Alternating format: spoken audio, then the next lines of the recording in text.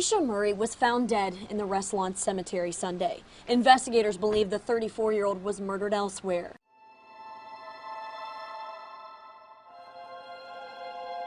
What kind of killer bathes their victims after killing them and leaves them under a tree in the cemetery?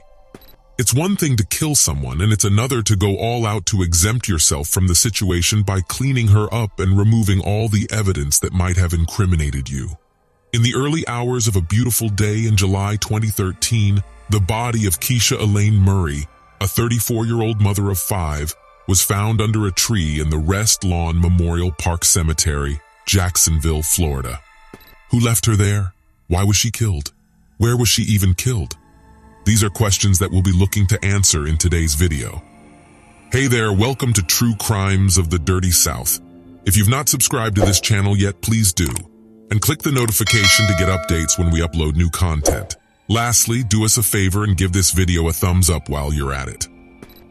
Keisha Elaine Murray was a 34-year-old mom who was last known to live on Elm Street with her 5 kids. She was a daughter and a sister, and she had an amazing relationship with her family.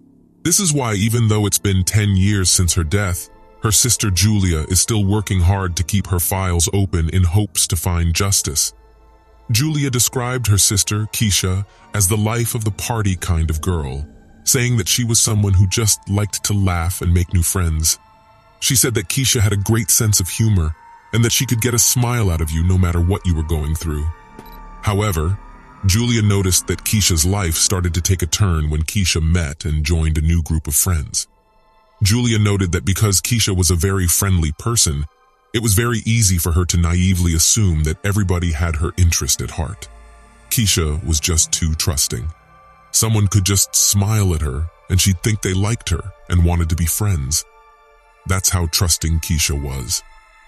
Obviously, this isn't exactly a bad trait, but there are so many horrible people in the world today who are more than willing to take advantage of that vulnerability to inflict unthinkable harm on others. Unfortunately, this was going to be Keisha's story. Whoever carried out Keisha's murder must have thought it through properly. The murder, the cover-up, and every other thing, as we'll soon see, shows that this wasn't a rushed job or something that happened on the spur of the moment. The killer most definitely weighed their options, looked through the possible sentences, and came to the realization that they didn't want to spend their lives in prison. So they put in their thinking cap and devised a method to get rid of their victim's body in a way that would never lead back to them. This is why today, her killer is still at large. The police have been investigating for years, but they haven't been able to even find suspects. So how did Keisha die? And what are the circumstances surrounding her death? As much as we cannot tell who killed her or why they did, we can make certain speculations about the circumstances surrounding her death. For one, we can tell that whoever killed her wasn't a rookie. The killer must have carried out a murder before that day to be able to be so meticulous about Keisha's. Investigators stated that her body had been bathed and she was clothed in a yellow dress before being placed at the tree in broad daylight. Yellow was associated with happiness, fun, and friendship. A very similar description of what was given of Keisha's character by the family. So was this person a trained killer or someone she fell out with randomly?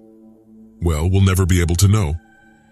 Unless the police succeed in their investigations, no one would be able to tell whether she was killed by a gang member in their neighborhood or by a killer hired by someone she fell out with. We do believe that Keisha wasn't their only target, though, as 2 of her new friends were killed 2 months after she died. So whatever happened wasn't just about Keisha, it had to do with the group.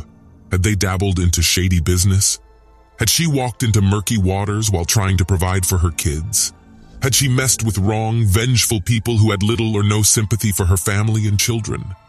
Or was she just a casualty of war between whoever killed her and these new friends she had met? The case is still unknown, but we do know that Keisha used to have a difficult past. She had been arrested many times in the past for crimes like burglary, forgery, battery, and drug abuse. Her mother stated that she was trying to get her life back together. She also stated that her daughter was a human being who didn't deserve to be treated as such, even though she had a bad past. She said that Keisha deserves justice, just like anybody else. regardless of whatever she had done before. And of course, this is true. It's true that many crimes have been swept under the carpet simply because the people involved were criminals in the past, or minority groups whom people looked down on. People have gotten away with the kidnappings and murders of people like Keisha simply because they had a dark past.